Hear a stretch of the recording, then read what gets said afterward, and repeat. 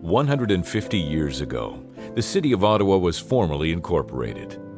With the birth of the new city came the start of a strong and long-standing policing tradition. Working together for a safer community has always been a concern for the Ottawa Police. The organization stands by that pledge to this day. Although most are familiar with the men and women who patrol our streets today, many are not so familiar with the early beginnings of the service.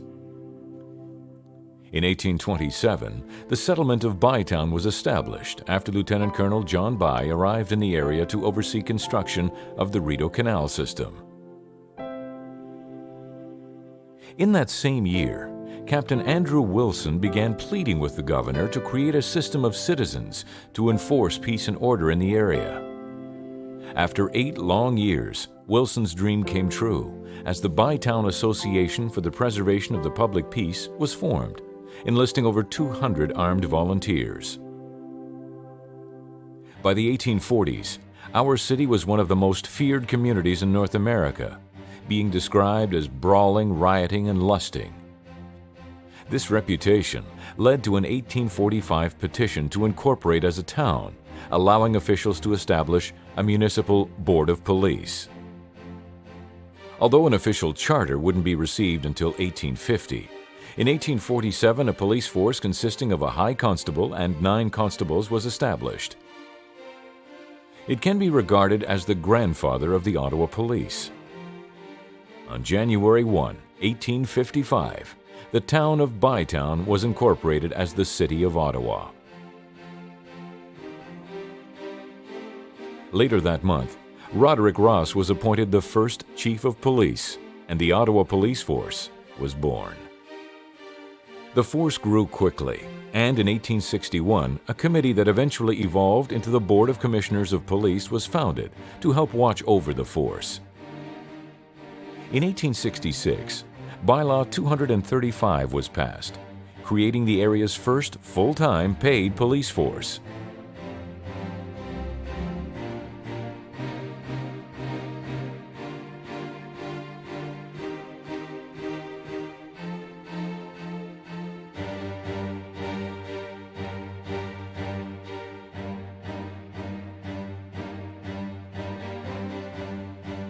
The early years focused on keeping up with the city's growth. Milestones, such as Ottawa being designated Canada's capital, the Great Fire of 1900 that decimated much of the area, and new means of transportation, such as the car and bicycle, presented police with many challenges. By 1912, Ottawa's swelling population and soaring crime rates meant looking for new ways of dealing with crime. For example, the Morality Branch was created to deal with houses of ill repute, gambling, and the enforcement of drug and liquor laws. Up until 1913, police work was left to men. In early January, the Ottawa Police welcomed its first female officer, Flora Campbell. When Constable Campbell retired in 1935, the force temporarily eliminated the position of policewoman.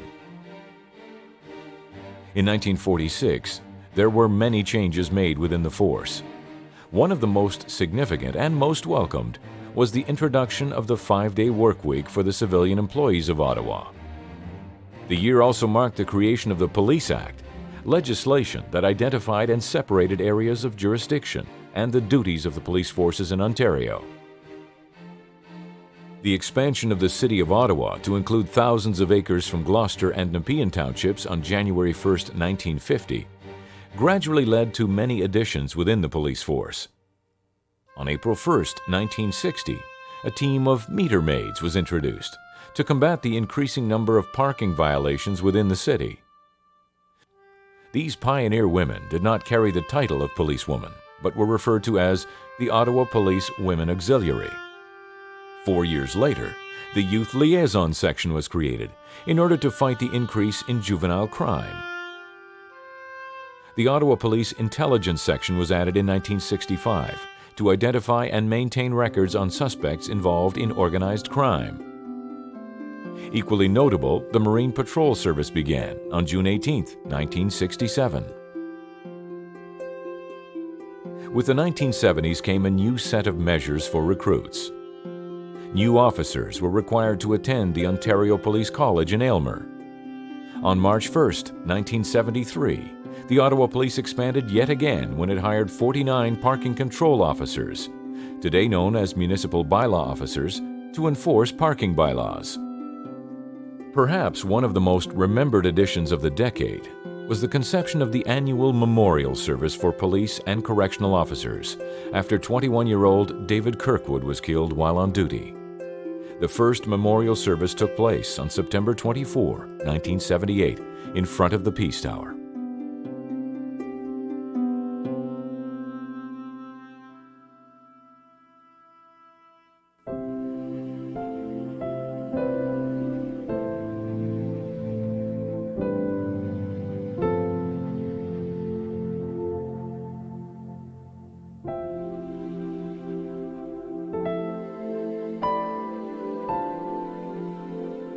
On January 2, 1832, Gloucester became a township.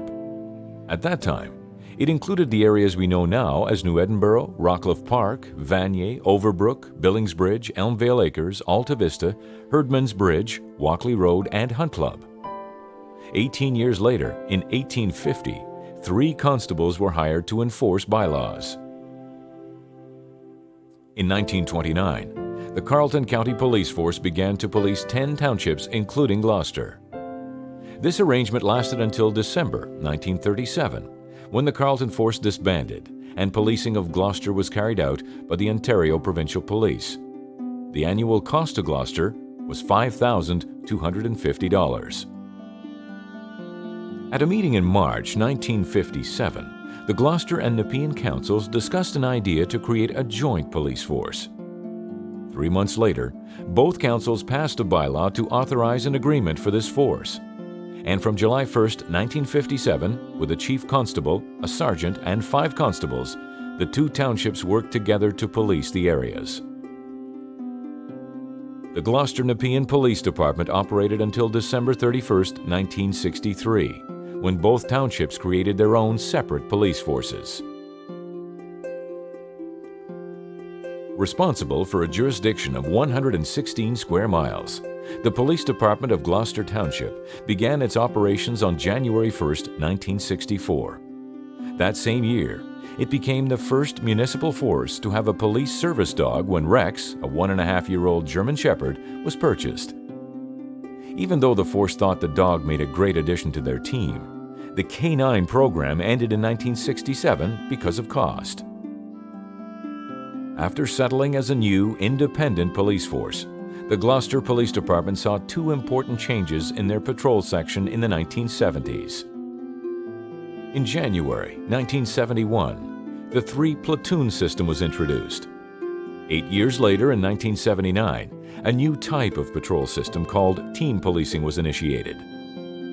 On January 1, 1981, Gloucester Township incorporated into a city, and the police force changed to municipal status.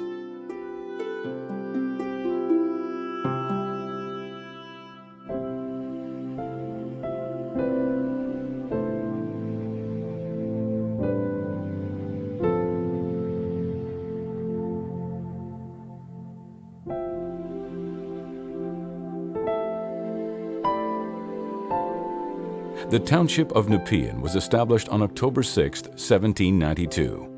However, it wasn't until 1915 that Nepean's first salaried constable and combination truant officer and sanitary inspector was appointed. As in Gloucester, the Carleton County Police Force took over policing from 1929 to 1937, and in 1938, the Ontario Provincial Police took over the area, deploying 1 sergeant and 2 constables into the region. Because the OPP did not perform municipal duties in those times, Borden Conley, previously of the Carleton County Force, was hired as the Township Constable on May 5, 1939.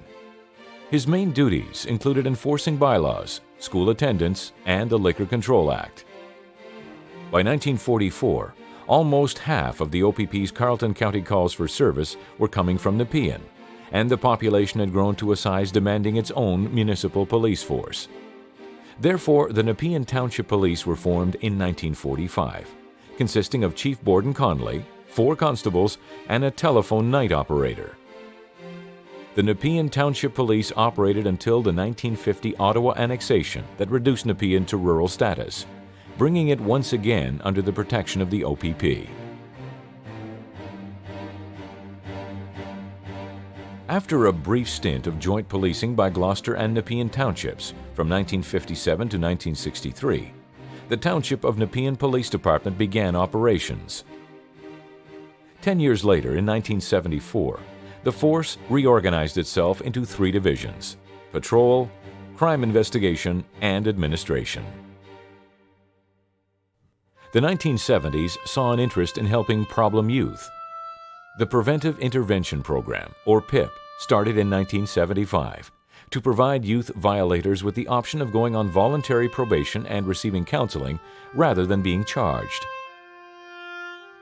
In 1977, a second program was implemented to address the immense problem of shoplifting. Members of the Youth Liaison Division visited schools, showing educational videos to students and informing them of the charges they would face if they were ever caught stealing. On November 24, 1978, the Township of Nepean became a city, and the police force changed to municipal status. The department changed its name to the Nepean Police Service in 1989.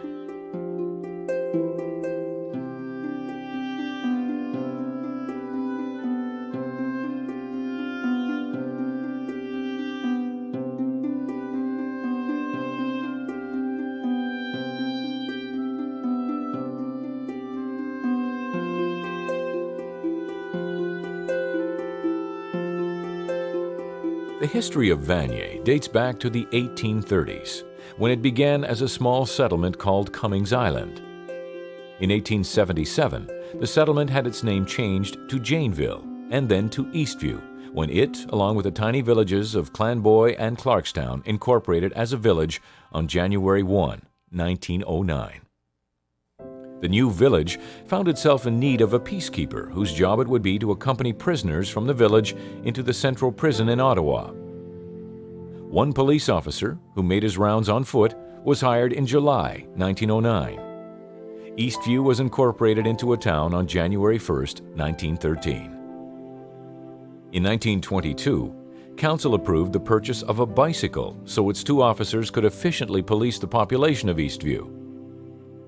In 1943, the force introduced radio communication. By 1952, the police force had grown to 8 men, increasing to 12 in 1961 and 23 in 1964. On January 1, 1963, Eastview attained the status of a city, and in October of that same year, the Eastview Police Department hired its first female officer, Constable Pauline Robert. In 1969, Eastview was renamed the City of Vanier in honor of former Governor-General the Honorable George P. Vanier. Its police force also changed its name. On December 1, 1984, an agreement was signed for the purchase of police services in Vanier from the Ottawa Police Force that included the integration of the Vanier Police with the Ottawa Police. Members of the Vanier Police Force were sworn in as members of the Ottawa Police Service, and on January 1, 1985, the Vanier Police Force ceased to exist.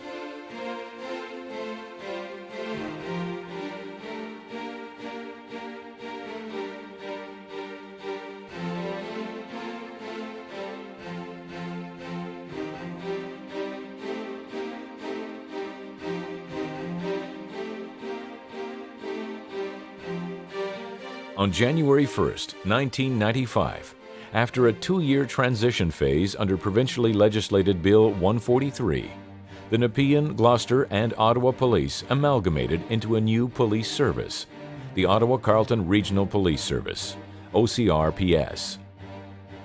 It became the 3rd largest municipal police service in Ontario. The core value of the newly formed Ottawa-Carleton Regional Police Service was working together for a safer community. And with this slogan, the service was setting a new standard for itself.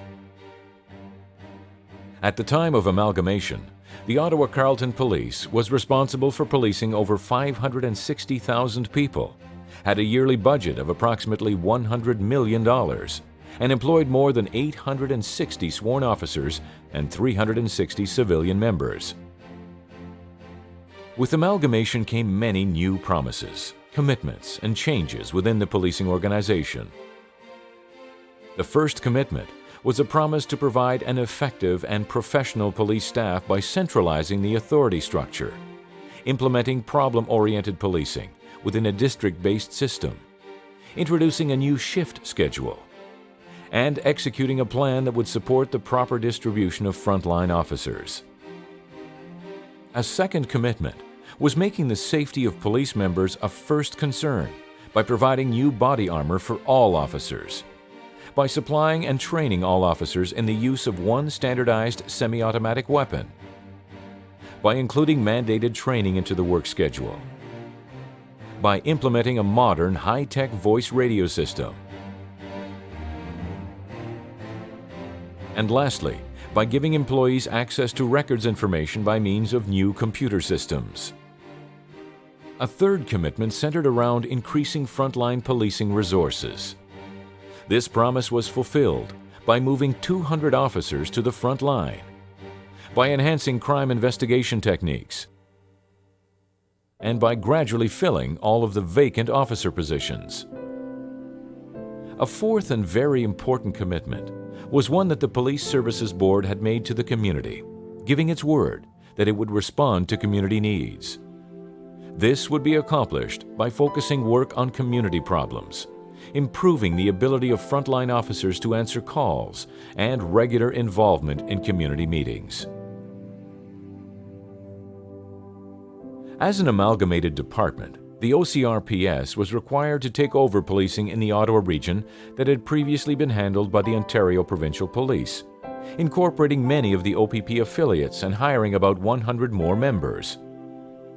By the end of this process, which took place between 1995 and 2000, the region had 11 police districts and 3 divisions scattered across Ottawa Carleton, where officers were assigned to respond to a variety of police emergencies and also with residents to solve community problems. These 11 districts were reorganized in 2001 when the new City of Ottawa came into existence, encompassing the former Ottawa, Gloucester, Kanata, Nepean, Vanier, the village of Rockcliffe Park, and the townships of Cumberland, Goulburn, Osgood, Rideau, and West Carleton.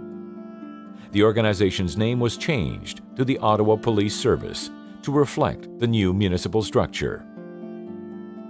Today, policing in the National Capital Region involves valued partnerships with the RCMP, OPP, Military Police, Sûreté du Québec, and the Gatineau Police Service.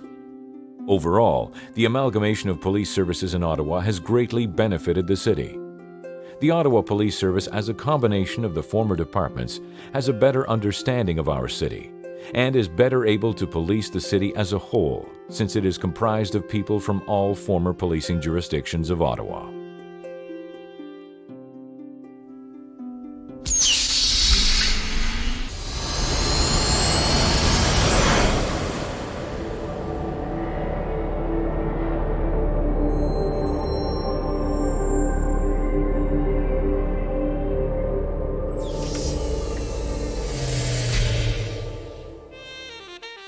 In January 1855, the new City of Ottawa needed new leaders.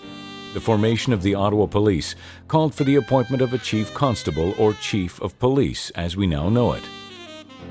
And on January 22, 1855, this prestigious post was given to Roderick Ross. He had 17 constables under his supervision and was responsible for everything from inspecting city taverns to making personal appearances in police court to keeping detailed statistics on prisoners. Chief Ross ruled the Ottawa Police through very turbulent times, and he did so with an iron fist. As the city grew, so did the number and severity of crimes.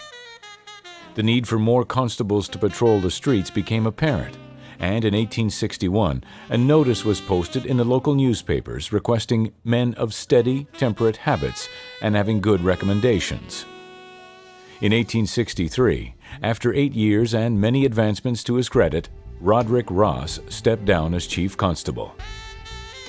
The Board of Police Commissioners appointed Thomas Langrel to the position and officially adopted the title Chief of Police.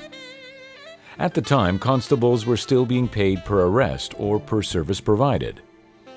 It was under Langrel's command that the city established its first full-time salaried police force. Over the 16 years that Thomas Langrel was chief, the force also saw the promotion of constables to detectives and sergeants, and the introduction of revolvers and the forerunner of the handcuff. In 1879, Langrel resigned. On April 5th of that year, 25-year-old Percy Sherwood became Ottawa's third police chief. He believed very strongly in discipline. He started the practice of station house and uniform inspections, as well as twice-weekly drills for his men. Sherwood's tenure ended in 1882 when he accepted the position of Superintendent of the Dominion Police, the agency that merged with the Royal Northwest Mounted Police in 1920 to become the Royal Canadian Mounted Police.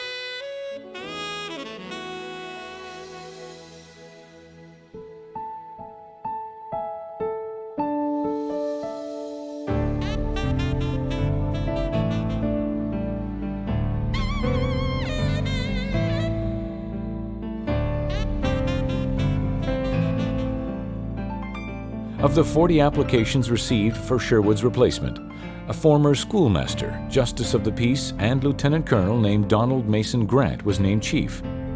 He is credited for bringing undercover work to the force. On April 5, 1885, Chief Grant died of tuberculosis. On June 11th, William McVitie was appointed chief of police. McVitie had a long history with the Ottawa Police. Prior to becoming chief, he had served as a sergeant, health inspector, license inspector, and detective. During his reign, the city population grew, and the rate of crime increased as well. In 1896, allegations of misconduct were brought against Chief McVitie, and although it was determined that there was insufficient evidence to validate the claims, the chief resigned. In August 1896, William F. Powell was named as McVitie's successor. Chief Powell was determined to make the Ottawa Police the best and most efficient force it could be. After visiting various police forces in Ontario, Chief Powell worked to obtain new uniforms and improved equipment, including a paddy wagon. In November 1904, Chief Powell resigned from the Ottawa Police. Major Stewart E. de la Ronde succeeded the chief. He is the only man to retain his military title while serving as Chief of Police. When Chief Major de la Ronde took over, the rates for serious crimes were fairly low, but motor vehicle traffic began to surface as a serious problem. He instituted severe punishment for anyone driving carelessly or recklessly. After 6 years at the helm, Chief Major de la Ronde returned to the military, and in 1910 he was succeeded by Alexander Moffat Ross. Ross, no relation to Roderick Ross, had joined the force in 1895. In his 21 years of service, Chief Ross was responsible for the creation of the Morality Branch, the Motorcycle Squad, the adoption of the fingerprint system, and the hiring of Ottawa's very first policewoman. He retired in 1931.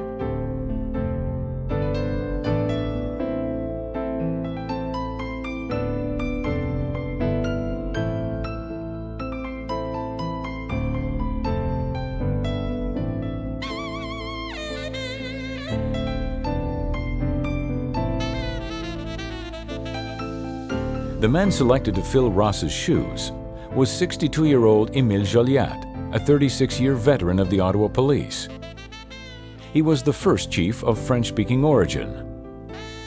During his tenure, Chief Joliat set stricter entrance requirements for police candidates. He was also responsible for the expansion of the telephone service handled by the police and the introduction of police radios. After 42 years with the service, Émile Joliat tendered his resignation. The Board of Commissioners promoted Deputy Chief Joseph Patrick Downey to replace him. Chief Downey created the School Patrol Section, dedicated to traffic safety. His time as chief also saw the start of the 5-day work week and the first Ottawa police officer killed in the line of duty. He retired on January 1, 1948, with 41 years of service to the Ottawa Police. The next chief was Duncan MacDonnell.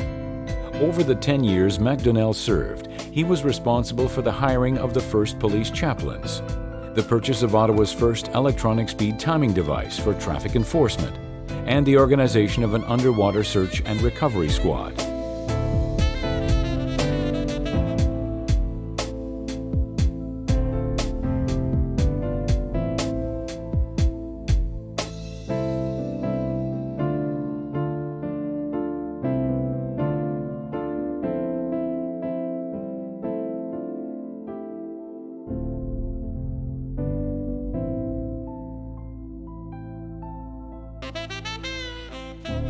Deputy Chief Reginald Axel was promoted to chief on December 3, 1958, the very same day Chief MacDonnell announced his retirement.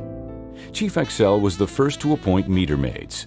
He also implemented a cadet program, began the youth liaison section, and worked to improve relations with the community. His success in this area was so great that he was named Eastview Ottawa Man of the Year in 1964. In October 1966, Chief Axel's wife died suddenly. Deeply upset by his loss, he retired soon after. Upon Axel's departure, Chief John Ambrose Cavan assumed command.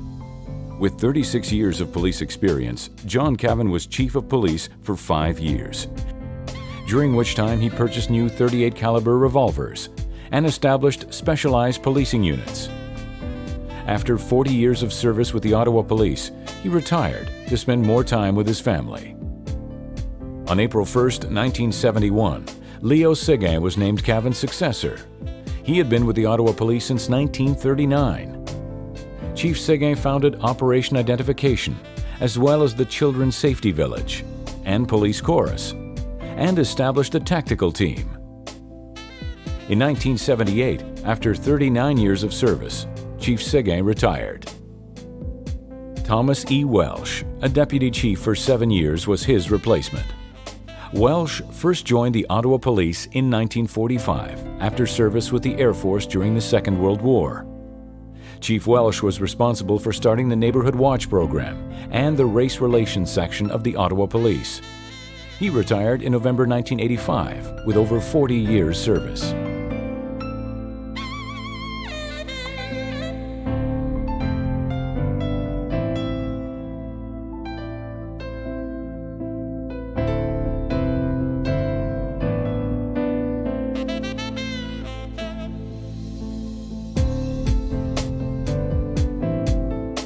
The 16th man to be named Chief of Police for Ottawa was World War II veteran Arthur Rice.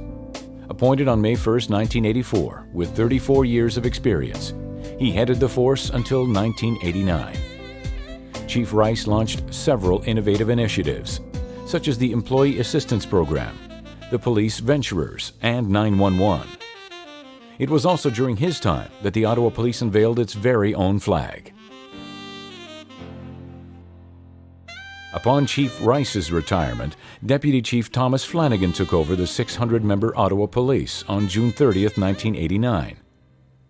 As Chief of Police, his major legacy was community-based policing.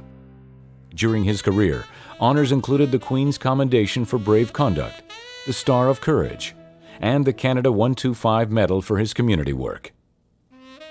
For his 42 years of service, it was resolved that the Ottawa Police Station be renamed the Thomas G. Flanagan Building. In April 1993, Deputy Chief Brian Ford was officially sworn in as Ottawa's 18th Chief of Police. Chief Ford maintained the same high standards regarding community policing and progressive thought. In the 7 years Brian Ford served as chief, he spoke out about hate crimes and adopted new computer-aided dispatch technology. He was a staunch supporter of employment equity, and his contributions to the debate on criminal code amendments were crucial to the process of change. Chief Ford was also the first chief of the newly amalgamated Ottawa-Carleton Regional Police Service, comprised of the former Gloucester, Nepean, and Ottawa police forces, as well as sectors of the Ontario Provincial Police. Chief Ford retired in 2000. Ottawa's 19th Chief of Police was sworn in amidst fear of Y2K bugs, high-technology crimes, and the most thriving police service the city had ever seen. Appointed as the second chief of the Ottawa-Carleton Regional Police Service in 2000, Chief Vince Bevan became first chief of the new Ottawa Police Service less than a year later.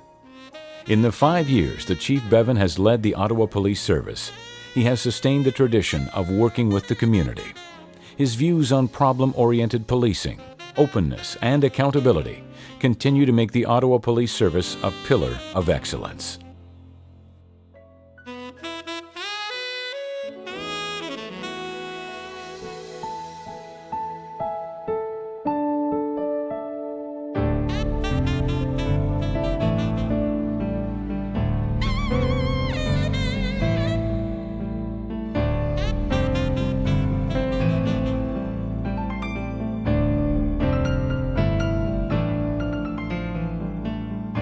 Prior to the creation of the amalgamated Ottawa Police Service, law enforcement for Vanier, Gloucester, Nepean, and the surrounding areas was conducted by independent police forces.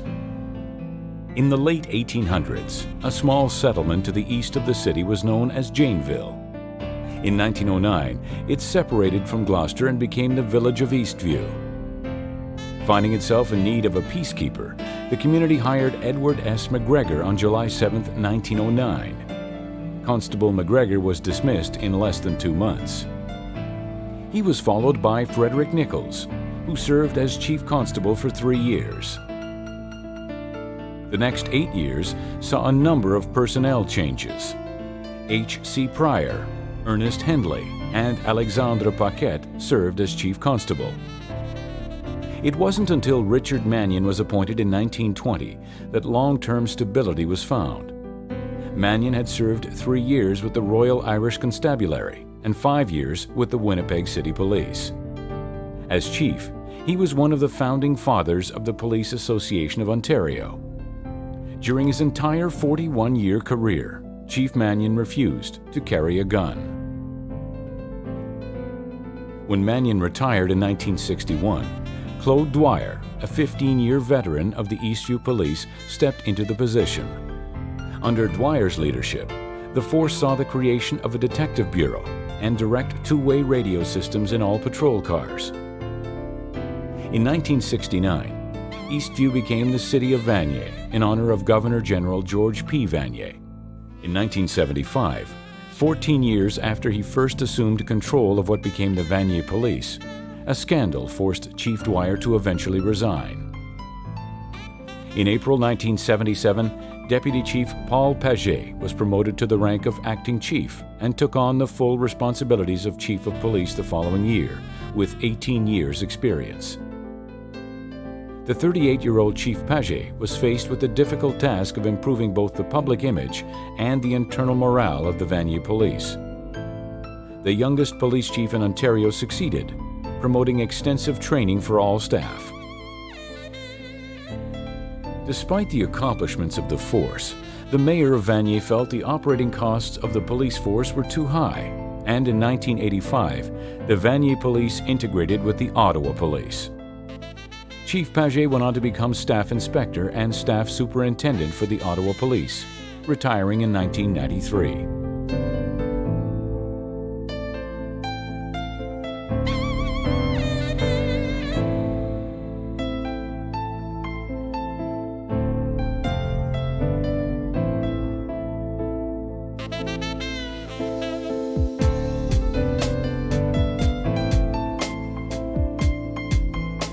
From 1929 to 1937, Gloucester and Nepean townships were policed by the short-lived Carleton County Police Force under the command of Chief Charles McCarthy.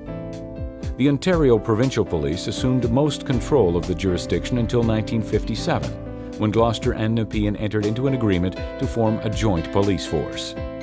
The only chief to command this force was John Rankin. He held the position until the Gloucester Nepean Police separated into 2 distinct forces on January 1, 1964. Chief Rankin moved on to become Chief of Police for Nepean, and the newly independent Gloucester Police Department was headed by the former Associate Police Chief Sam W. Drader. Drader, a 22-year veteran of the RCMP, led the Gloucester Police for 3 years, overseeing many improvements in equipment and service. He sought the addition of speed radars and introduced the first municipal canine program. Chief Drader left Gloucester in 1967 to accept the position of Chief of Police in Medicine Hat, Alberta. His successor was Kenneth Duncan, a veteran of the Ottawa Police Department. Chief Duncan implemented many programs, including block parent, in-service training, and the organization of a community police committee. It was because of Chief Duncan's efforts that the old Leitrim School was renovated and opened in 1971 as a brand new police station for Gloucester.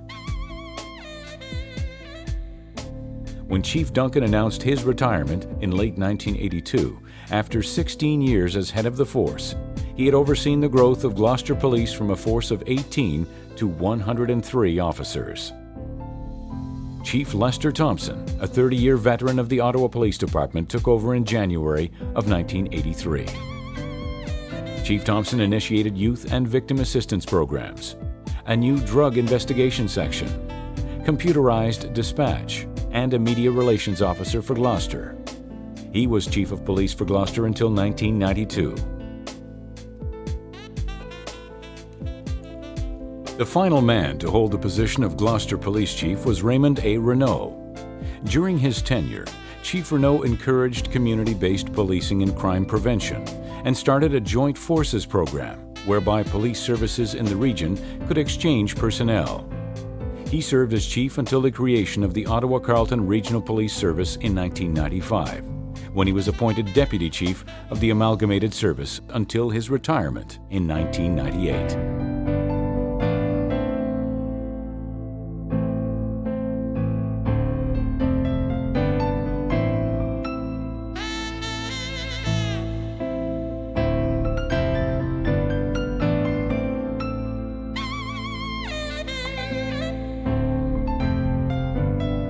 Before the formation of the Gloucester Nepean Police, Nepean operated as its own township with its own police department.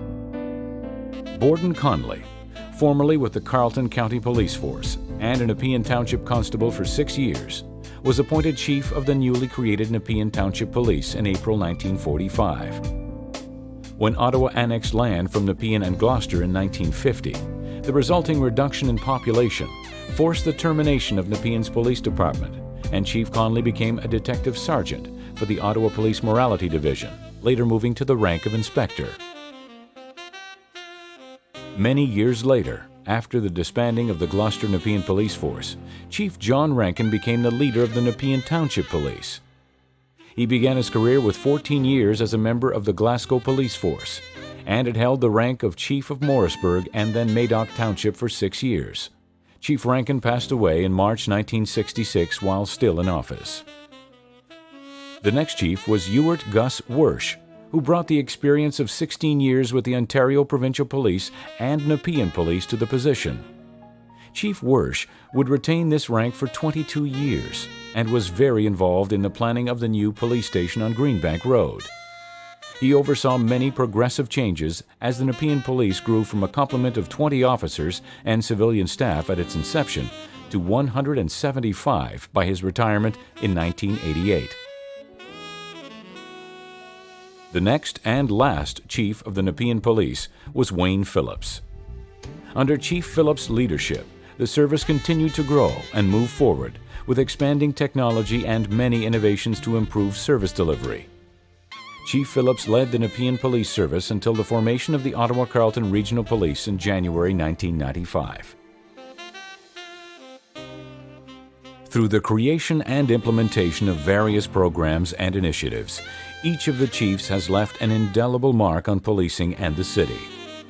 The unwavering dedication and commitment demonstrated by each chief during his tenure played a key role in making the Ottawa Police Service the trusted source of protection and strength it is today.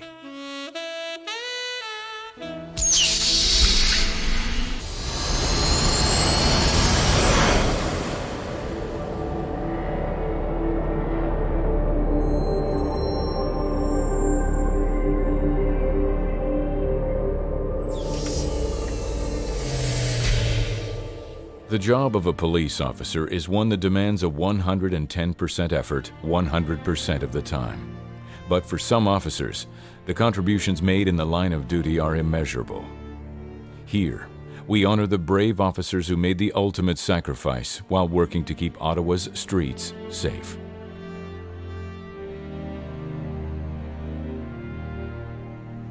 Constable John Montgomery, transferred from the Department of Highway Motorcycle Patrol to the Westboro Detachment of the Ottawa Provincial Police in 1930. On July 31, 1931, while on motorcycle patrol eastbound on Carling Avenue, the vehicle ahead of him veered out. Attempting to avoid it, he was killed in a head-on collision with a westbound vehicle. He was 23 years old.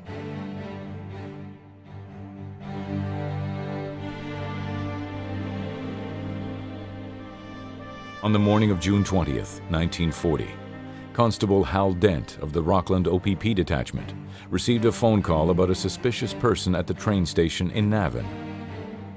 When he approached the suspect and asked him to identify himself, the man pulled a gun from his coat and shot Constable Dent, mortally wounding him in the abdomen. He died within an hour, still on the floor of the station.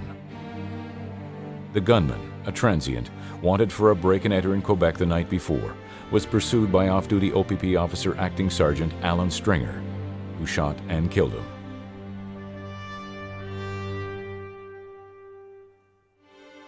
On the night of October 24th, 1945, Ottawa Police Detective Thomas Stoneman was on patrol with Constable Russell Burnt.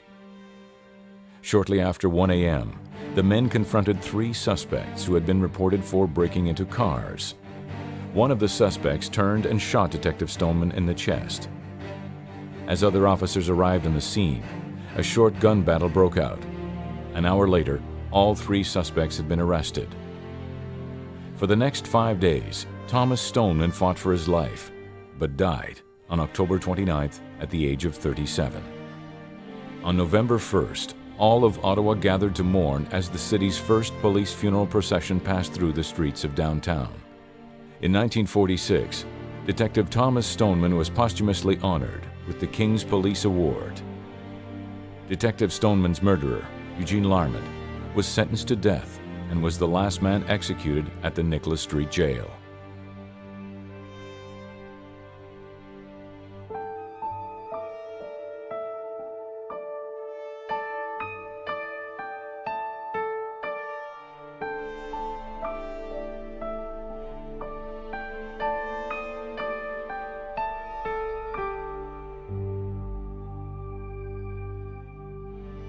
Nine years later, the Ottawa Police faced sorrow once again. Constable George Constantino was a veteran traffic officer with 17 years of service. On November 17, 1954, he was returning to the station after performing escort duty at the French Embassy. As he navigated through the maze of construction on Sussex Drive, his police motorcycle struck the end of a boulevard curb. The bike flipped, throwing Constantino to the far end of the island. He died from his injuries.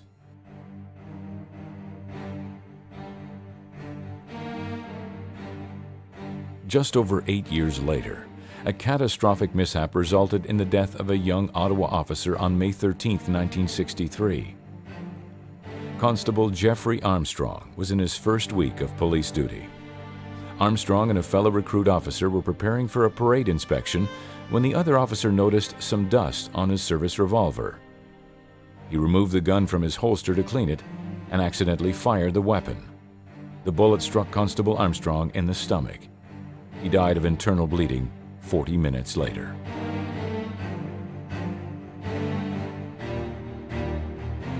On the 21st of December, 1964, Ottawa traffic officer David Tuckey was returning early to the station. It was his last night in the traffic department, as he had been promoted to the morality division. Constable Tuckey was thrown from his motorcycle when he collided with a car on Nicholas Street near Herdman Road. He received extensive head injuries, which left him off work for over a year and a half. Unable to return to active duty, David Tuckey was reassigned to the court section. 5 years after the accident, the recently promoted sergeant was on duty in traffic court when he collapsed and died of a heart attack. He was 37 years old.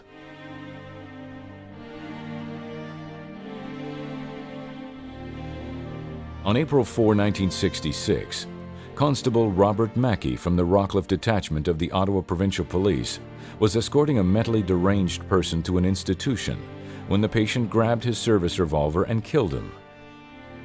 He was 30 years old, with 10 years on the job.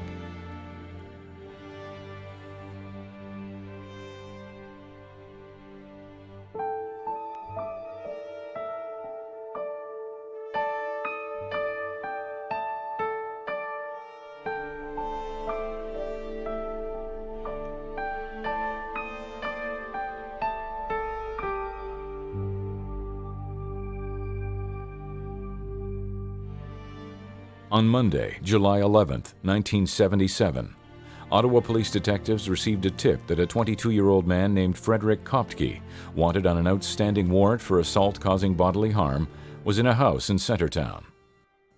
Two detectives went to the house, asking Rookie Constable David Kirkwood and his training officer to assist in the event that Koptke attempted to flee. As officers approached the residence, Koptke fired out the side window. The bullet struck 21-year-old Constable David Kirkwood. He died on the scene. The situation exploded into a 3-hour gun battle with more than 50 officers involved, and several officers were wounded. When Koptke finally surrendered, police found an arsenal that included a 12-gauge shotgun, a .303 caliber rifle, and a .22 caliber rifle.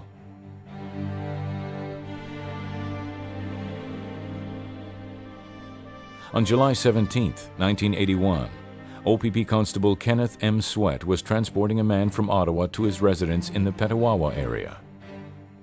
He received a vehicle for observation call on the radio for a drunk driver when he was about 2.5 miles south of Highway 44 in the West Carleton Township. The impaired driver veered into his lane and struck the cruiser. The two cars instantly went up in flames, killing everybody in both vehicles. Constable Sweat was 30 years old.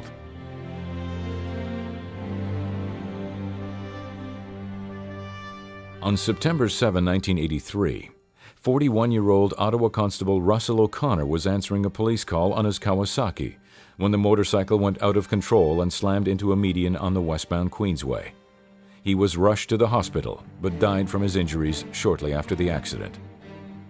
Russ, as he was known, was an 18-year veteran of the Ottawa Police. A coroner's jury found that a combination of high-speed wobble and a helmet that failed to protect the officer were probable contributors to O'Connor's death. As a result of this tragedy, the Ottawa Police removed the entire fleet of motorcycles from the roads.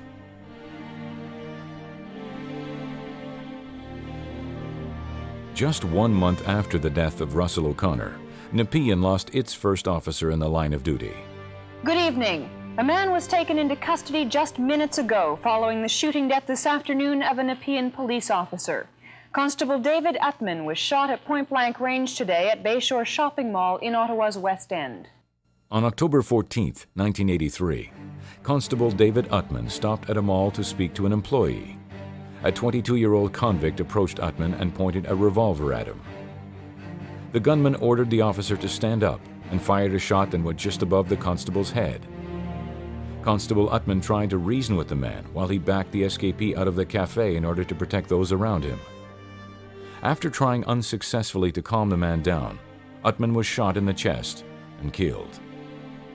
The suspect ran from the scene, but was arrested later that day. He was convicted of first-degree murder and sentenced to life in prison.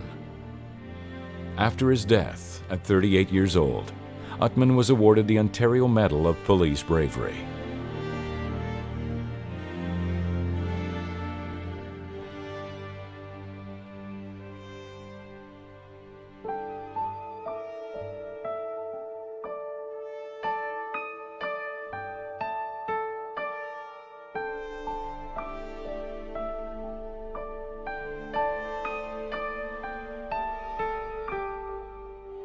No tribute would be complete without recognizing the men and women who have died while still enjoying an active career.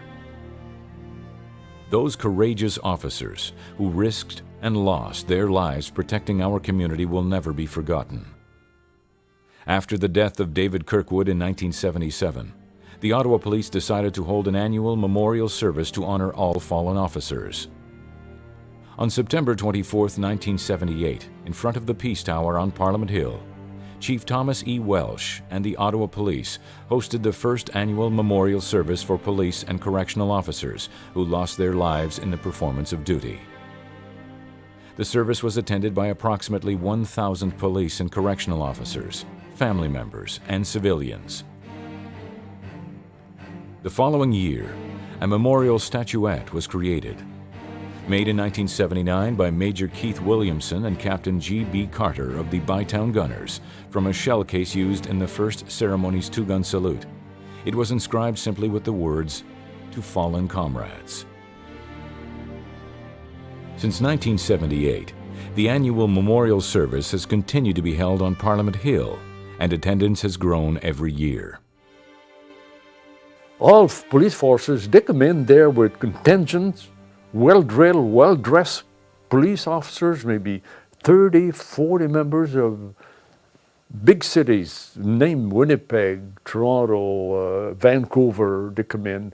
First of all, there was just a couple, no, not a couple, but a few. But it grew so big. American police officers came.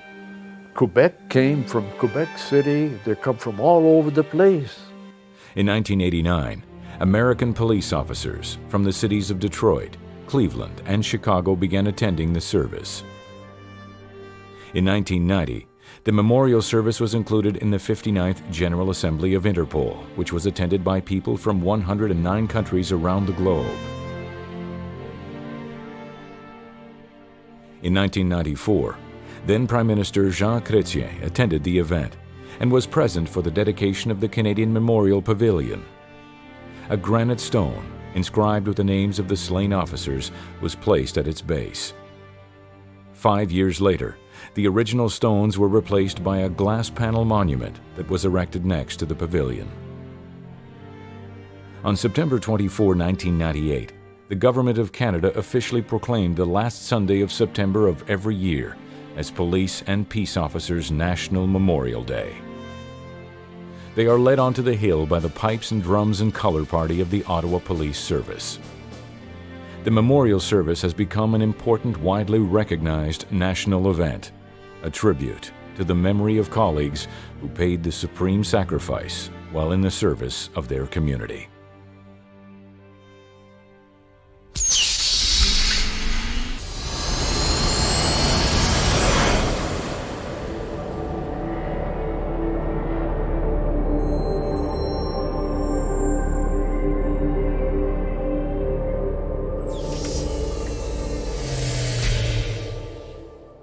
The modes of transportation that officers of our city have access to have gone through great changes from the beginnings of the police to the present day. The vehicles officers use have a great influence on how well they can do their job of locating, apprehending, and transporting criminals. Before the 1890s, police patrolled the streets on foot, but the end of the century saw the introduction of the bicycle as a method of transportation. Those first bicycles were the sole form of vehicle until supplemented by the mounted branch on horse in 1905. By 1912, automobile patrol cars appeared on the streets, and during the First World War, the first Harley-Davidson motorcycle was purchased for highway patrol. Over the years, sidecars were added. After the police had gained the vehicles needed to effectively patrol the streets and highways in the area, other improvements were put in place. By 1935, the Prowler patrol cars of Ottawa were upgraded when one-way station-to-car radios were installed as a method of making each shift more productive and cost-effective. A change to two-way radios in 1941 allowed for improved communication between dispatchers and policemen. For close to 2 decades, Eastview police calls were routed through the Ottawa radio system. One of the most significant advances for the patrol officer was the 1978 installation of in-car computer terminals called MDTs in all cruisers. In the late 1950s, a boat and fitted trailer was purchased to broaden the policing abilities of the Marine Patrol. By 1960, a fleet of scooters was used by sections such as the newly established Women's Auxiliary. They were replaced by Honda 175cc's purchased in 1973. And in the early 1980s, snowmobiles were added to fleets throughout the region. The cruisers used by the police have gone through a lot of aesthetic changes over the years.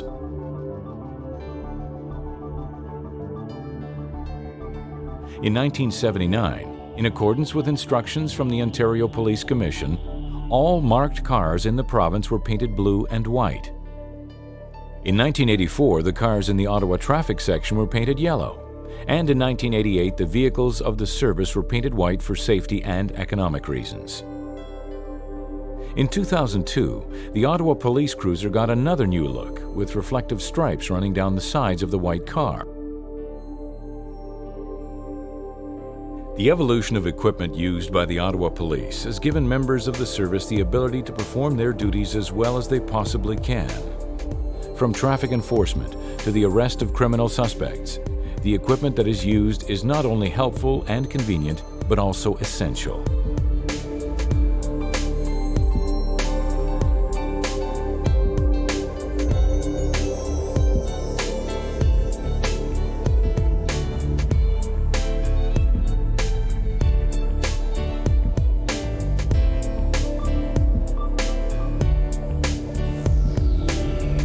Over the past 150 years, the force has witnessed the addition of many beneficial items and systems to aid in everyday events. In 1855, police forces had access to the first fingerprint system. Before 1882, handcuffs were used to subdue criminals. However, they were discontinued for a short while, except for use on criminals who were thought to be especially dangerous, and replaced with nippers, which were thought to be an easier way of restricting a suspect. In 1913, the first warrants, personal identification cards, were issued to be carried while in plain clothes or off duty. Beginning in 1959, the services began to see the emergence of many instruments and programs that would make patrolling the streets and highways much easier, and which would also allow room for higher penalties concerning traffic violations. In 1959, both the demerit point system and the breathalyzer were introduced to catch those who violated traffic laws and to deal out a more severe punishment to those who were caught. In 1964, the radar was implemented. In 1970, portable radios were carried by beat officers and the entire system was updated to a digital system in 1997. Many different systems have been created and evolved greatly over the years. One of these systems was the Microfilm Information Retrieval and Access Code System, also known as MIRA code, which worked to lessen the search time for records and fingerprints immensely. Cadre, computer-aided dispatch and records entry, was installed in the late 1970s. The 911 emergency telephone line began operations when operators were hired and equipment set up in 1988. A year later, a second telephone program was started when PC COPS, or the Personal Computer Community Organization and Prevention System, a telephone alert program, commenced. The 1990s brought with it the Automated Fingerprint Identification System, AFIS, used to match and identify suspects quickly and accurately. The Direct Report Entry and Workflow program, known as DREW, was put into place in January of 2000. As a part of the final stage of technological development. Along with equipment aiding in the enforcement of traffic laws and systems, the Ottawa Police have also made additions concerning the methods of protection to which they have access. In 1970, a new regulation was put into practice that called for all officers to be equipped with .38 caliber revolvers, later to be replaced with the .40 caliber semi-automatic pistol. In the 1980s, the tactical team was outfitted with new protective apparel and equipment, such as the latest bomb suit and the RMI, Remote Mobile Investigator, to protect themselves from the growing danger of suspicious packages. The early 1990s saw officers being supplied with and trained in the use of pepper spray, The newest addition to the Ottawa Police Service came in July 2004, when the province ordered that all of the services across Ontario would have use of the Taser less lethal system.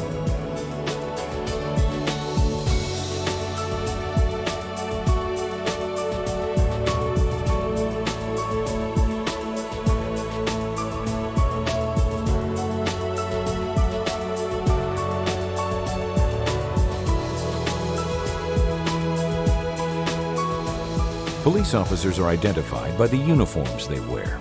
When we see them walking down the street or on vehicle patrol, we think of them as a sign of authority, protection, and security.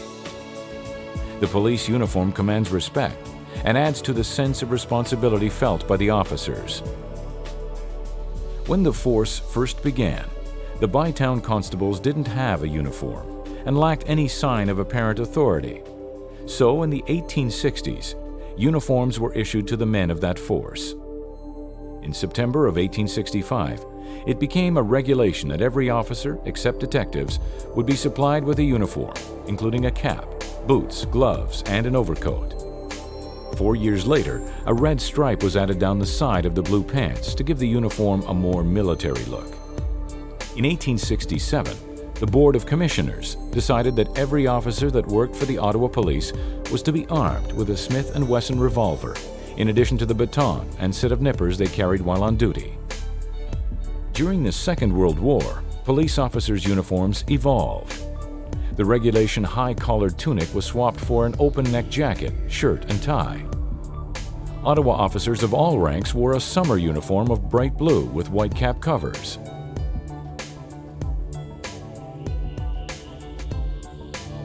By the end of the decade, officers in the traffic department were given luminous plastic safety belts for added safety while on duty in crowded intersections and streets. In 1950, the police force introduced a uniform for women. The female uniform consisted of an open-neck tunic with a shirt and tie, the Ottawa Police badge on the left breast, an ankle-length skirt, black shoes, a cape, and a purse. The women's uniforms would change dramatically over the years.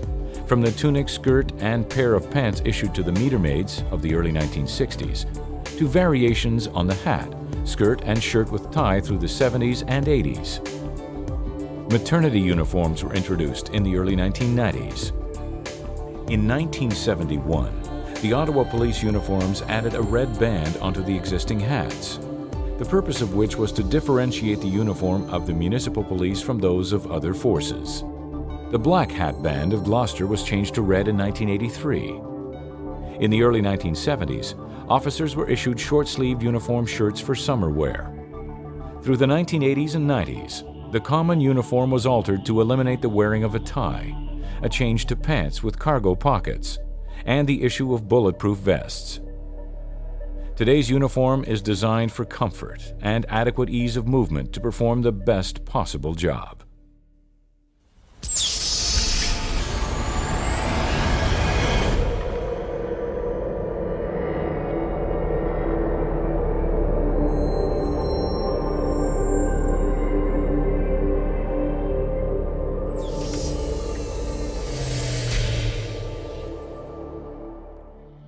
(1,160 sworn police officers, 447 civilian members, and hundreds of dedicated volunteers work together in serving residents and visitors to Ottawa. While the goal is always to work as one big team, the Ottawa Police Service is organized into 4 major areas that provide the framework for effective policing. They are Executive Services, which is essentially the organization's leadership team and support sections that report directly to the chief. Corporate Services, that report to the Director General, which includes sections like Human Resources and Finance, the glue that keeps the organization together. Patrol Operations, headed by a Deputy Chief and composed mainly of the men and women on policing's front line, who respond to emergencies, enforce laws, and make our community safe. And Operations Support, also headed by a Deputy Chief that includes policing experts and specialty units that are called upon for their special skills according to the situation. To the casual observer, what makes the Ottawa Police Service unique among organizations and a standout in policing circles is its specialized sections and units. Here, we present an overview of some of those units.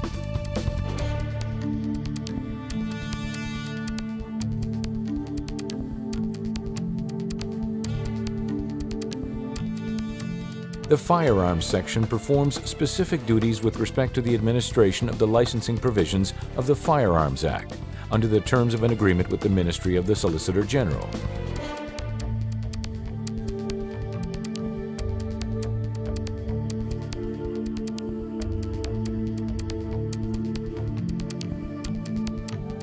The Hate Crime Section investigates incidents of a hate bias nature.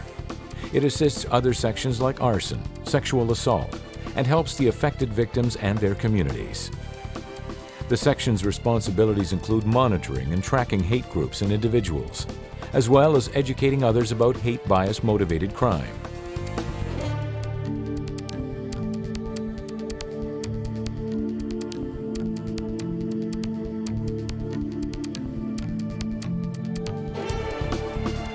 The Partner Assault Support Team is a centralized investigative unit focusing on sexual assault and child abuse incidents, including child pornography and child abductions.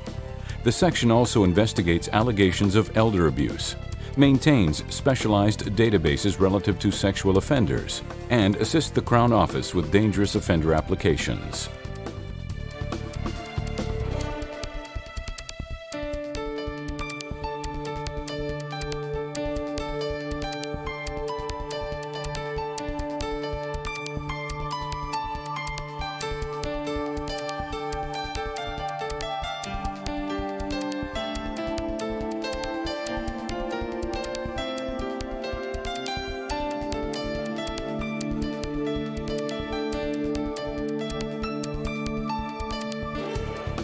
The Youth Section provides consultation, support, and training to both police members and the community for youth at risk, and facilitates referrals to youth services agencies.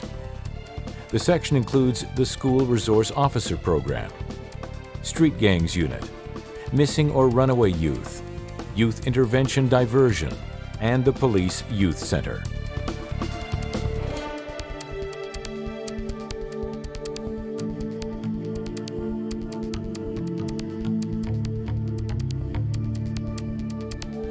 The Communications Center receives all 911 emergency calls. It is also responsible for ensuring all police calls are dispatched to patrol officers in an effective manner, as well as providing operational support to officers. A call center is also available to take non-emergency calls from the public, reducing the number of calls for service being referred to frontline officers.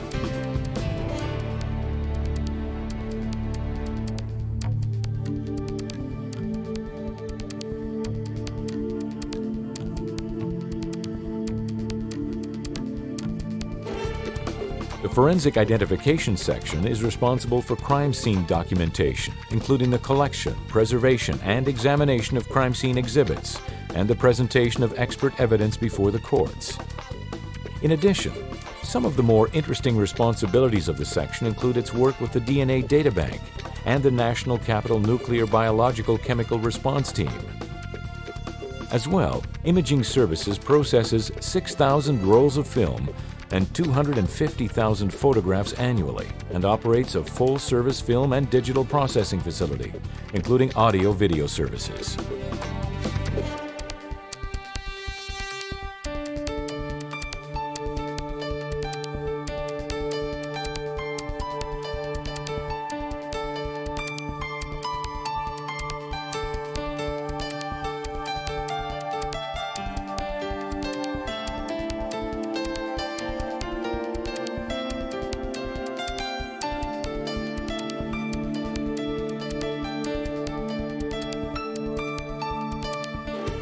The Airport Policing Section operates out of Ottawa's Macdonald-Cartier Airport. The primary contractual responsibilities involve responding to pre-board screening areas in the event of an incident, foot patrol of restricted access areas, including baggage makeup and receiving areas, and airside patrol.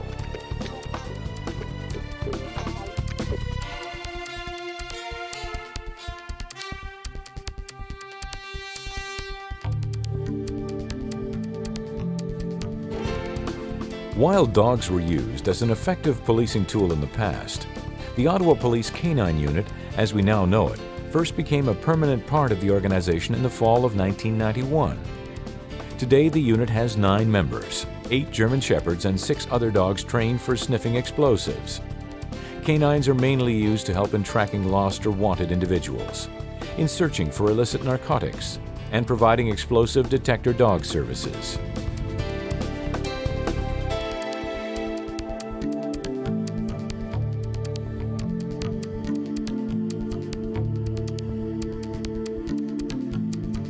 The Ottawa Police Service Tactical Unit provides tactical support services, hostage rescue capabilities, and explosive disposal services within the City of Ottawa. When not engaged in tactical support operations or mandated training, the unit engages in frontline patrol support.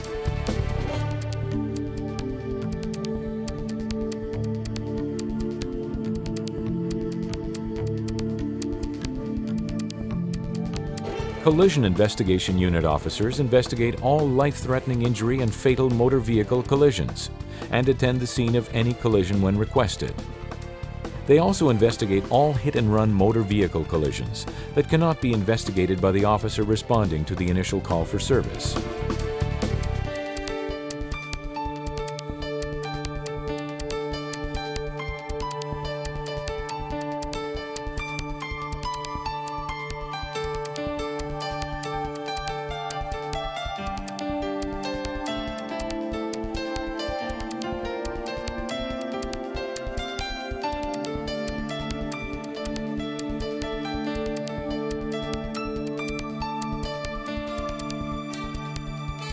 The Traffic Enforcement Unit enforces traffic laws and develops solutions for recurring traffic problems.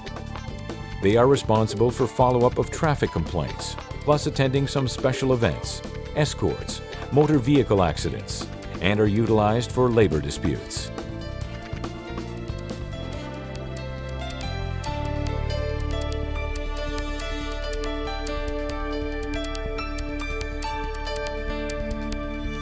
The Motorcycle Squad made its debut in 1916.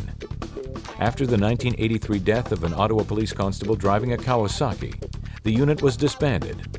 7 years later, the squad was re-established, and officers working in the traffic section were outfitted with 12 new Harley-Davidson motorcycles. Under the leadership of Chief Bevan, the Traffic Escort Squad was increased to 30 motorcycle officers.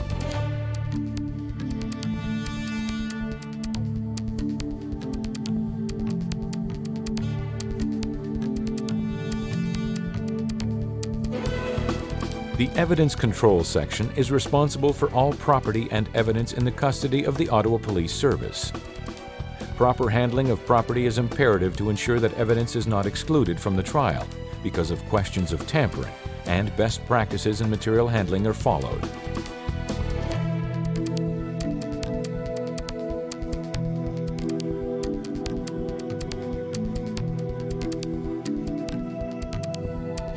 The Fleet Services section coordinates and facilitates the management of the Ottawa Police Service's fleet of marked and unmarked vehicles. The section also facilitates the purchase and upfitting of all new police vehicles, including boats, snowmobiles, all-terrain vehicles, and the Mobile Command Unit.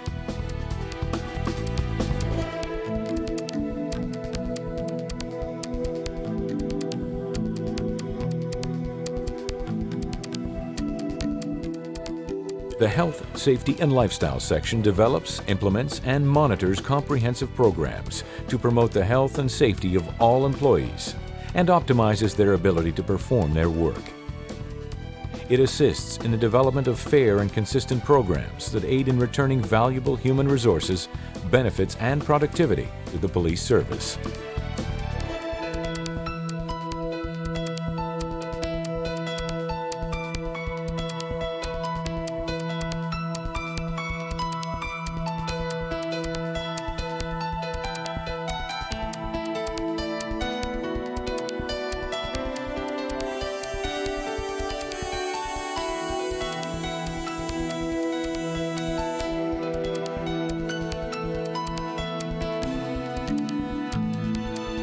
Information Technology Services has 3 sections: IT operations, IT applications, and telecom. It is responsible for planning the police service's information technology growth in accordance with business needs, as well as managing the provision of support for the effective use of information technology.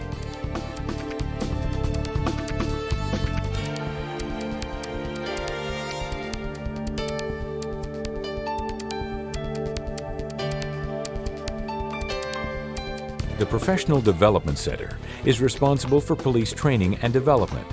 It has put in place a formal system of needs identification, evaluation, and prioritization that focuses on best practices, career development, performance evaluation, and strategic corporate priorities.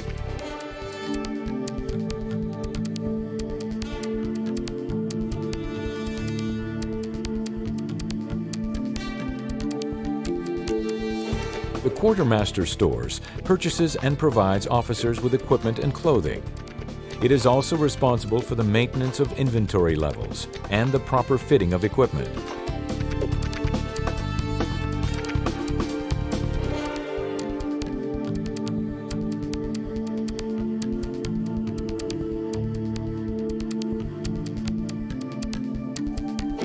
The mandate of the Community Development Section is to develop sustainable partnerships and crime prevention strategies within the community, and to work with communities, agencies, and members of the organization to identify problems, opportunities, and potential solutions.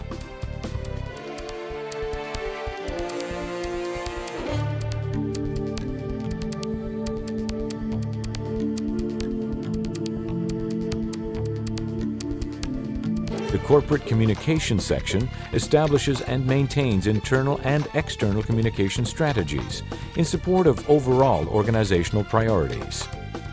It provides support and advice to deliver effective internal and external communications.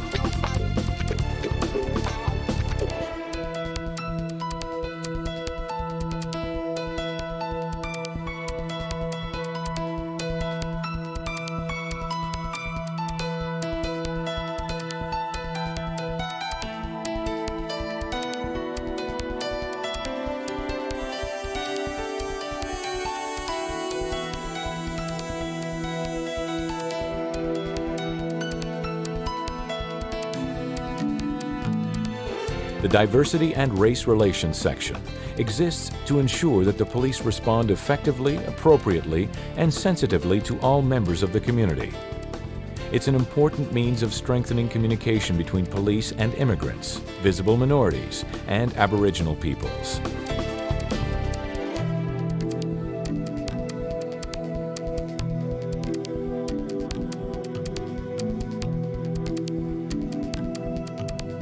In the mid-1980s, Ottawa Police formed its first bicycle squad. It was a highly beneficial public relations unit, as officers on mountain bikes were seen by the public as more approachable than those in cars. The bicycle squad is currently used for those problems that can best be addressed by its use, such as daytime and night park patrol, youth nighttime party problems, open-air drug markets, beat patrols, and crowd control.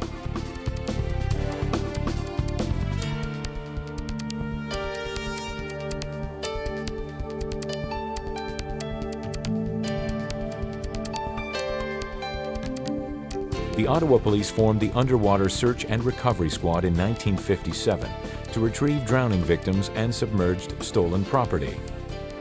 At that time, the Ottawa Police became the first police service in North America to obtain its own underwater squad. The Ottawa Police is a leader in underwater search and recovery in Eastern Ontario and is often called upon to assist other police agencies in Ontario and Quebec.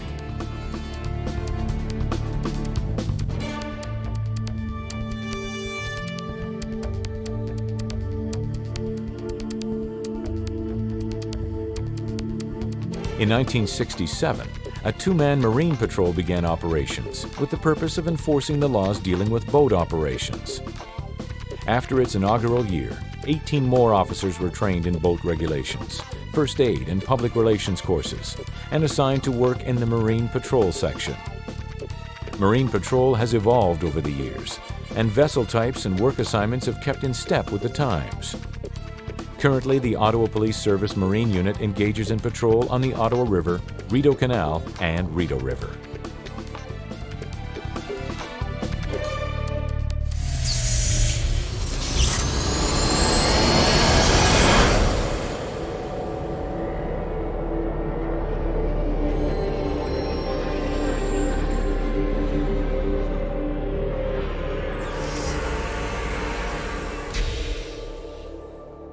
The Ottawa Police have had many homes since 1855. The first police station in the nation's capital was located in a wing of the City Hall, on the east side of Elgin Street, between Queen and Albert. In 1878, a special committee on police station accommodations decided that the conditions of the Elgin Street building were unsatisfactory, and the old Baptist Church at 56 Queen Street became the new home of the Ottawa Police Force. Over the 11 years spent in the renovated church, several complaints were lodged. Chief Sherwood stated that the building was unsanitary and dangerous. Chief Grant made similar complaints during his tenure. But it was not until Chief McVitie's administration that the Ottawa Police Force finally relocated in late 1889. The new station was located at 2 Queen Street, on the site of what is now the National Arts Centre, and remained home to the Ottawa Police Force for 68 years.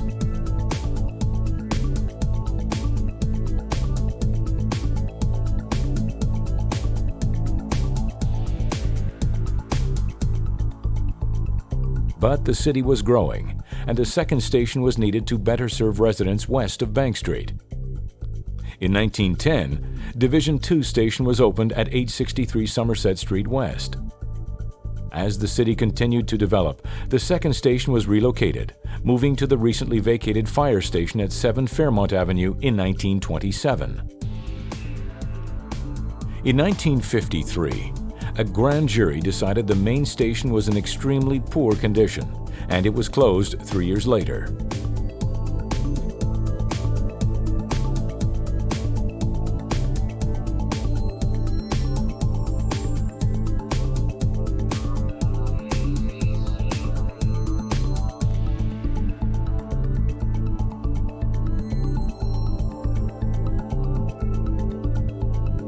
"60 Waller Street became the new police station in 1957. The building incorporated courtrooms, as well as a gymnasium, large garage, parade room, and firing range. The traffic, morality, and detective divisions were housed in new offices, and morale was high. By the following year, the second station on Fairmont was found to be inadequate. A building at 413 Churchill Avenue had housed the Nepean Township Police until 1950, and the station perfectly suited the needs of the expanded Ottawa Police. So, Number 2 station moved again, closing only in the early 1980s when plans were approved to create a brand new police station at 474 Elgin Street. In the spring of 1983, the Ottawa Police moved into that building, deeming it their main headquarters.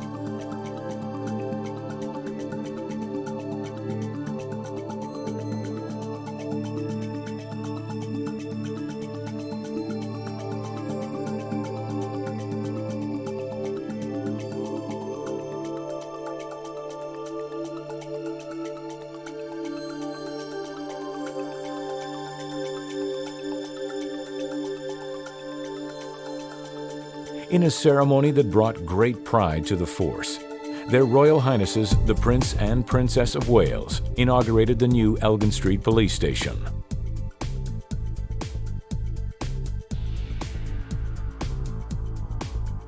On March 3, 1993, the Elgin Station was renamed the Thomas G. Flanagan Building, in honor of Chief Flanagan, who was known and respected for his service to the Ottawa Police and great interest in helping the community.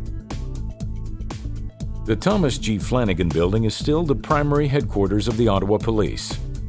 It is open 24 hours a day, 7 days a week, and contains the executive offices, a gym, fleet maintenance, tech services, firing range, communications and 911 center, IT, forensic identification and imaging labs, holding cells, and central records.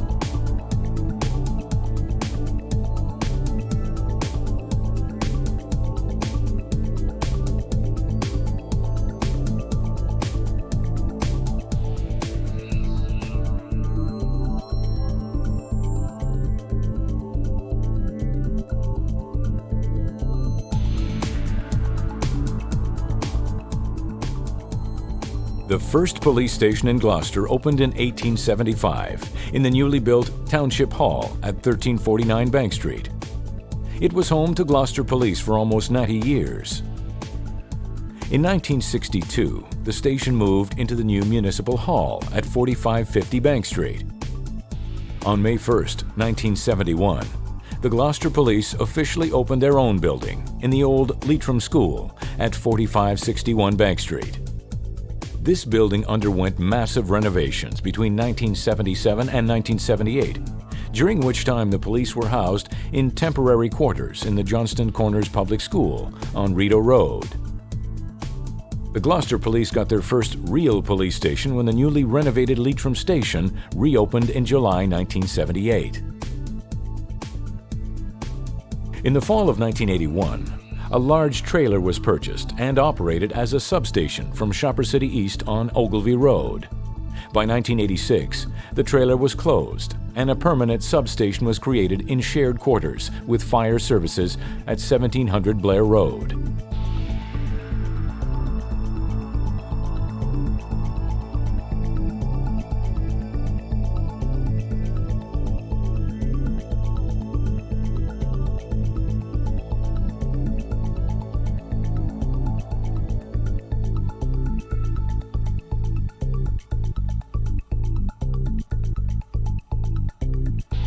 In 1915, the first Nepean police station was located in the Nepean Township Hall at 345 Richmond Road. Between 1929 and 1937, the Carleton County Police Force operated out of the Carleton County Courthouse at 2 Daly Avenue. In 1945, the Nepean Township Police were formed. Until 1950, this force worked from a building at 413 Churchill Avenue, the same building that would be reopened 9 years later as Ottawa's number 2 station. The Nepean Township Police disbanded in 1950 as the annexation of much of Nepean by Ottawa reduced the township to rural status. And for the next 7 years, municipal policing was done by the OPP. In 1957, the Gloucester Nepean Police Department was formed and housed on the second floor of the Township Hall Auditorium at 1349 Bank Street, the same building that had been the very first home of the Gloucester Police. In January 1964, the Gloucester Nepean Police split into 2 distinct forces, and the Nepean Police Department began operations from the basement of the 1683 Merivale Road Health Unit. They stayed there for 2 years before moving to Nepean's new municipal offices at 3825 Richmond Road in late 1966. In 1978, a new solar-heated police station at 245 Greenbank Road was opened.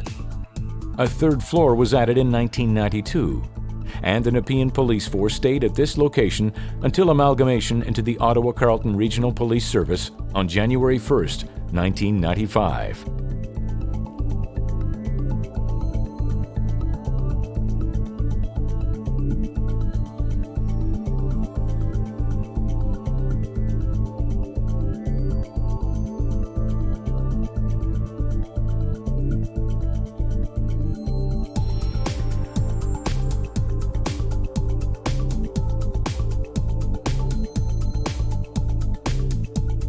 The Eastview Police, which officially became the Vanier Police in 1969, were housed in the former Town Hall at 180 Montreal Road from 1913 until February 3, 1972, when a devastating fire broke out and destroyed the building. The Vanier Police moved to City Hall at 297 Dupuis Street and stayed there until the integration of the Vanier Police Force into the Ottawa Police Force.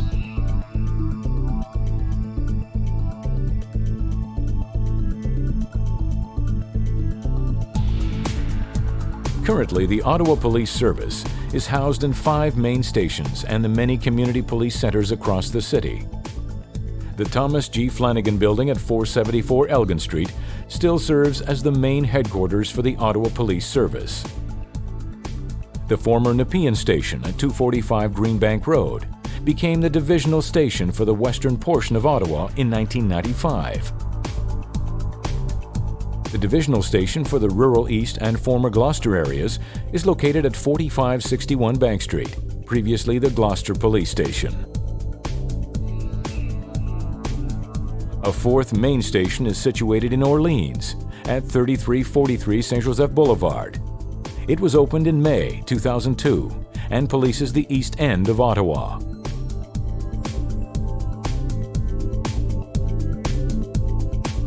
And the 5th and final main police station is found at 95 Abbey Hill Drive in Canada.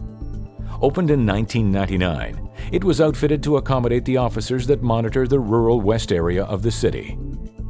The Ottawa Police Service also has facilities for specialized services throughout the city, such as the Professional Development Centre at Algonquin College, a new Property Services building on Swansea Crescent, Quartermaster Stores on Bank Street, and the Airport Policing Unit at Ottawa's Macdonald-Cartier International Airport. In addition to these state-of-the-art structures, the Ottawa Police Service is a constant presence in the community, with community police centers located throughout.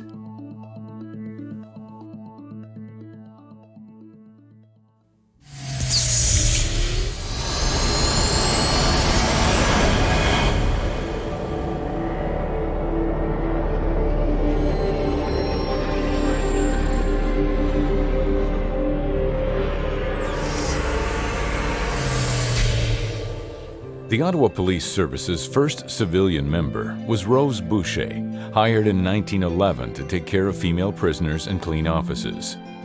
During the late 70s and continuing into the mid-80s, civilians were being hired to perform many traditional sworn officer positions. Civilians performing jobs such as dispatchers, prisoner security, and taking police reports from members of the public, to name just a few, became very prominent. Currently, civilian members make up 1/3 of the membership of the Ottawa Police Service. Their duties and responsibilities are very unique and directly related to frontline policing. They fill a variety of positions, such as crime analysts, identification clerks, and call center agents responsible for taking police complaints over the phone. Not only do our civilian members perform essential duties for the day-to-day operations of the Ottawa Police Service, many civilian members participate in community events outside of their regular duties. From dragon boat racing to running for a cure and more, our civilian members can be seen lending their support. Civilians are an integral part of the police service and hold positions that cover a broad range of specialty areas. Each and every member performs duties that are crucial to the delivery of the excellent service we provide the members of the public.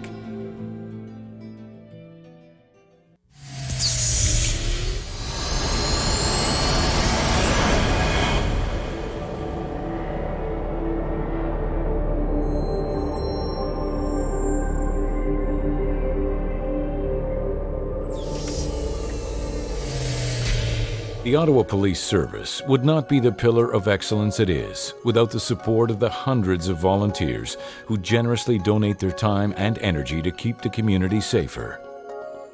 Ottawa Police volunteers are an essential part of the organization. They are heavily involved in community police centers and crime prevention programs, such as Neighborhood Watch, home security inspections, child print, and many more. They entertain the community as members of our chorus and the Ottawa Police Pipes and Drums, a significant presence in parades and Highland events held far and wide. Weekly Crime Stoppers broadcasts are aimed with the help of volunteers, and many Ottawa Police special events and projects would not be possible without volunteer assistance.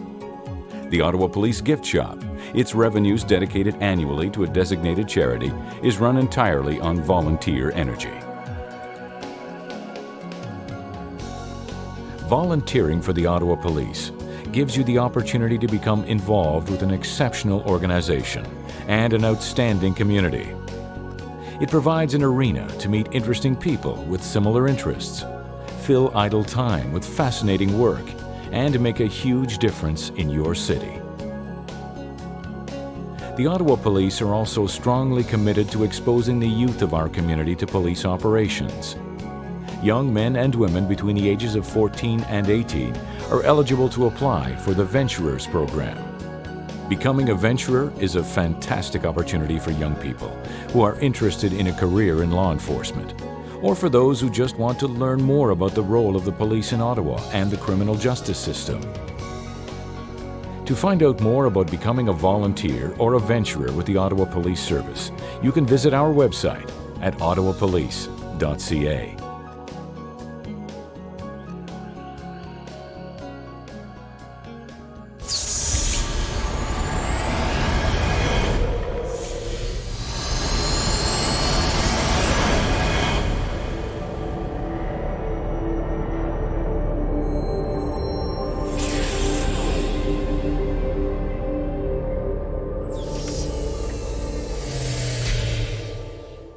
In 1863, the Board of Commissions was first conceived and consisted of the mayor, the police magistrate, and the senior judge of the Carleton County Court. It evolved to become the present-day Police Services Board, which serves as a link between the community and the Ottawa Police Service. The board monitors the performance of the Chief of Police and is responsible for setting policy, objectives, and goals related to policing in the city. The Chief Constables Association of Canada was founded on September 6, 1905, and in the early 1950s, the name was changed to the Canadian Association of Chiefs of Police. This group's mission statement is, "The CACP leads progressive change in policing," and its main objective, to support and promote efficient law enforcement and to the protection and security of the people of Canada. The CACP is a countrywide group dealing with issues, concerns, and interests within all levels, municipal, regional, provincial, and federal, of policing. The Canadian Professional Police Association is the national voice for 200 police services across Canada. As the National Centre for Police Labour Relations, its role includes the promotion of the interests of police personnel, providing a collective support network, and advocating for adequate and equitable resources for policing. On October 11, 1933, the Police Association of Ontario was formed when 20 senior police officials met at the Royal York in Toronto. This group was primarily formed to create closer cooperation between all officers within Ontario and to give financial aid to members. The association has been responsible for many beneficial changes over the years. For instance, the 1960 decision that for the first time in Ontario policing, all police officers would receive a pension. In 1951, the Chief Constables Association of Ontario was formed as a recognized police interest group to meet the specific needs of the Ontario police chiefs. It was a significant influence in the establishment of the Ontario Police College in 1963. A formal name change to the Ontario Association of Chiefs of Police was adopted in 1965. The OACP's philosophy has changed little since the organization's inception: to promote competency, training, and education, and to provide a unified voice to government.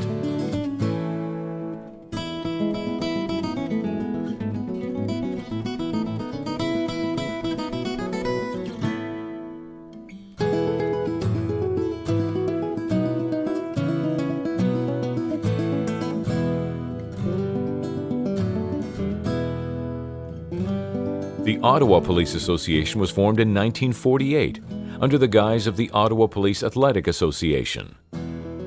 In the following years, many things would change. By 1951, every sworn member of the Ottawa Police was a member of the OPA, and the association was responsible for salary and working conditions negotiations on their behalf. In 1966, civilian members were also included. The association's responsibilities have grown greatly from its start, as it is now responsible for issues such as life insurance, health plans, pension payments, long-term disabilities, and protecting retirees.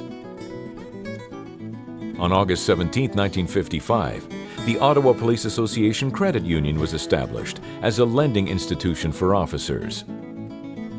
The credit union eventually evolved from a simple share and lend outfit to an advanced establishment that was able to provide services such as travel, life, and home insurance, direct payroll deduction, and RRSPs.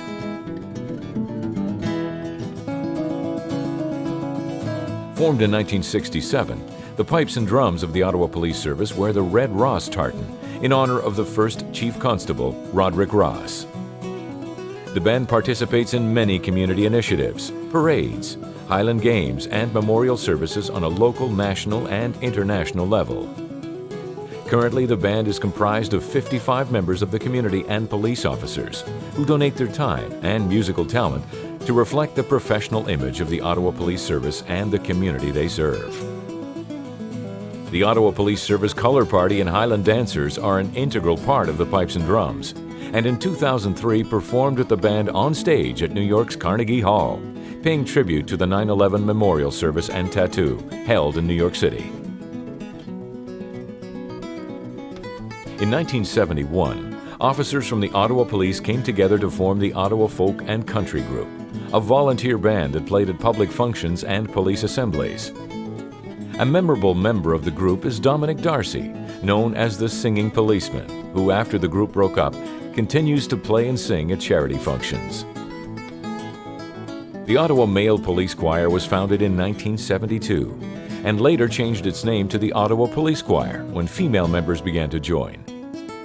The choir consists of over 30 volunteers who donate their time to perform public relations functions for the Ottawa Police by singing at city events, presentations, dances, churches, and even at weddings and funerals for members of the Ottawa Police.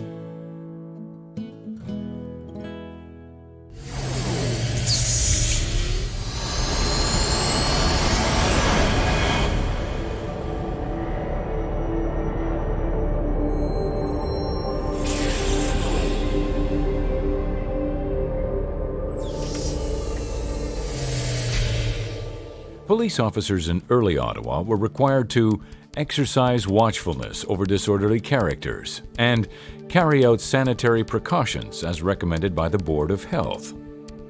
But the role of officers has grown and modernized along with the city they serve. The Ottawa Police Outreach Recruitment Program is an ongoing project that aims to help create a more diverse police service in Ottawa. The program entices and encourages those people who are currently underrepresented within the community to step forward and try their hand at being a part of the Ottawa Police Service. Because of the traditional makeup of police services throughout Canada, many members of minority communities may think they will not be welcomed or given a chance in the service. Regardless of race, religion, sexual orientation, or other diversity issues, the administration of the Ottawa Police wants all citizens to know that everyone who can meet our standards and is interested in a career in policing is welcome to apply to and join our service. In July 2003, as a sub-project of the Strategic Staffing Initiative, the Outreach Recruitment Project was launched with the goal to make the Ottawa Police Service attractive to qualified applicants from every part of the community, and to encourage people to consider a career with the Ottawa Police Service if they had not already done so. The program specifically focused on those individuals from communities who traditionally would not have considered a career in policing. As Staff Sergeant Gravel, a member of the Ottawa Police Service in charge of the program, said, "For many years I've heard people tell me that they did not apply to become a police officer for one reason or another. Unfortunately, some of those reasons were not valid, but the perceptions that they had as to why they couldn't become police officers were very real. The Outreach Recruitment Project is all about opening the doors to people that have been closed in upon themselves through their own misconception of what policing is all about." Not only is the Ottawa Police Service giving all people an opportunity to better their lives, the service is also benefiting from the diversity of the community. By generating diversity within the service, the Ottawa Police Service is moving towards creating a more general trust and ability to serve within our community. It is the stated goal of the Ottawa Police Service to become an employer of choice for all policing in Canada. Becoming a member of the Ottawa Police is more than just a job. It is an adventure that allows you to escape the 9-to-5 routine and to make a difference in your community. There are 447 civilian and 1,160 police officer positions, and the Ottawa Police Service offers a wide variety of interesting and challenging career opportunities, along with competitive salaries and benefit packages. You'll find dozens of career choices at the Ottawa Police Service, from patrol constable to IT specialist to 911 dispatcher. And these exciting careers are based in one of the most vibrant, beautiful places in North America. Without a doubt, the national capital and its police service are second to none.